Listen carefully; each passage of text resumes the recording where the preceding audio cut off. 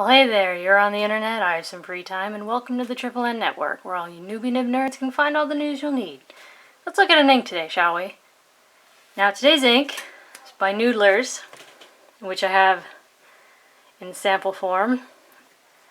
Embrace your ears, because I'm about to massacre this. Le Couleur Royale. Or something approximating that. It's a really nice midway between royal blue and royal purple.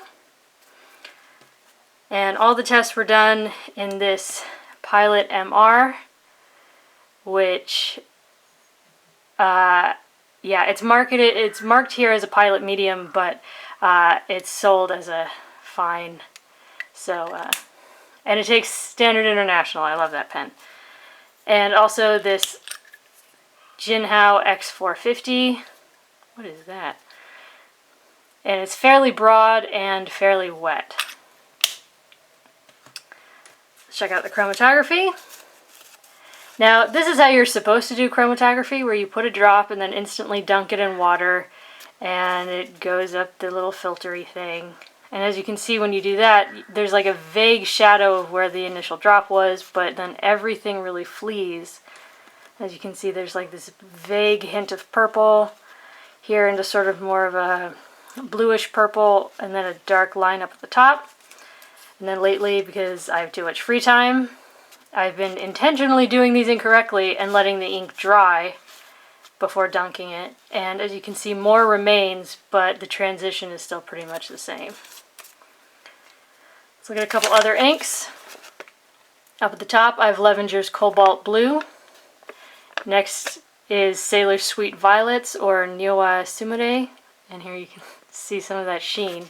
And there's actually a little in there too. Next is Diamine's Sapphire Blue. Then here's Noodler's Couleur Royale.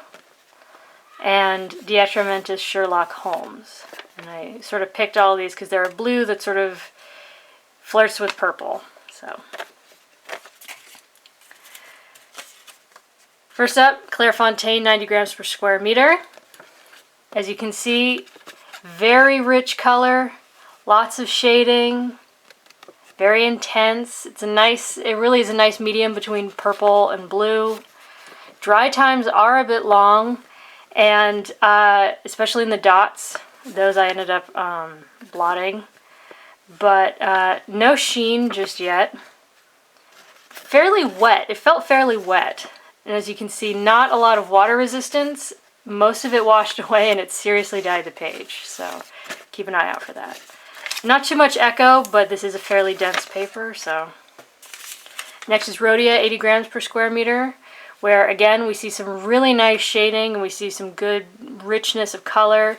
Again, the dry times are still fairly long, and as you can see, the ink is still fairly wet.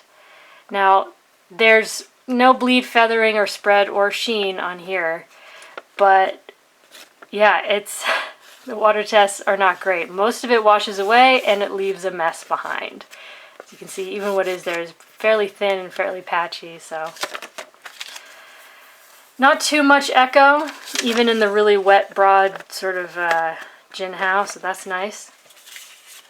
Next is Tomoe River, where the dry times got positively epic, and there is some sheen, but it's really I know I'm not going to get it on camera because there's just a little bit of it and it's at the edges, but it is all throughout.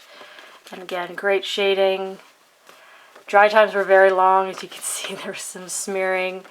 Yeah, good saturation. Again, water test is not great. Some still remains, but it seriously dyed the page, and yeah, there's room for improvement.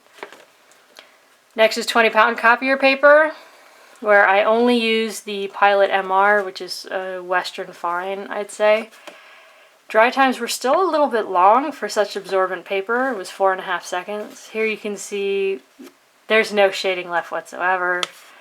Yeah, there's lots of feathering and lots of spread. This, I feel like if you compare the line width, here, let me find. You compare the line width here to there, you can see how much broader it's gotten. the water test was a disaster. It feathered, it exploded. This is the darkest we've seen it, but it's very ill-behaved. And that is a lot more bleed than I like to see in a Western fine. But again, the flow was fairly wet, so. Next is Mead Notebook Paper, where again, it took 4 seconds to dry. Again, only used the Pilot MR. But the dry time felt fairly long considering how absorbent this paper is. And yeah, there was a lot more bleed than I like to see in a fine nib, even if this is really cheap, crappy paper. Yeah, there's a lot of feathering and a good degree of spread, but the color is quite pleasant still. And again, the water test not great. It feathered, it exploded. This is probably might be the darkest we've seen so far, but yeah. And lastly is Moleskine notebook paper, and this is the freakish notebook paper. I think that Moleskine paper, perhaps, like a fine wine, gets better with age, because this is probably about 8 years old, this paper, when I bought it. I mean, like I bought it 8 years ago. And it's behaving freakishly well. There's some mild sheen. I'm not going to be able to get it on camera. I know it already, because karma. Dry times are still quite long, but the shading is quite nice. I really wish that this was the results you'd get every time on Moleskine. I really do, but I know that it's not. So I'm sorry to say, but take it with a very large grain of salt. And again, like we saw in sort of the fancier papers, there's a lot of dyeing of the page. There's a lot of it gone. It's not ideal, but no bleed. But since this paper is a bit thinner, you do get more of an echo effect. So, yeah, there you go. There's Noodler's Couleur Royale. I actually enjoyed it. I might get another sample, even though I still have maybe about 1.5 ml left. I enjoyed it, but I think I might want a little bit more time with it before I commit to a full bottle. Not the most well-behaved, but I don't know, I still enjoyed it. So for your consideration from the Triple N Network, if you liked the video, please give it a thumbs up. If you'd like to see more, please subscribe to the channel. And thanks for watching. Bye.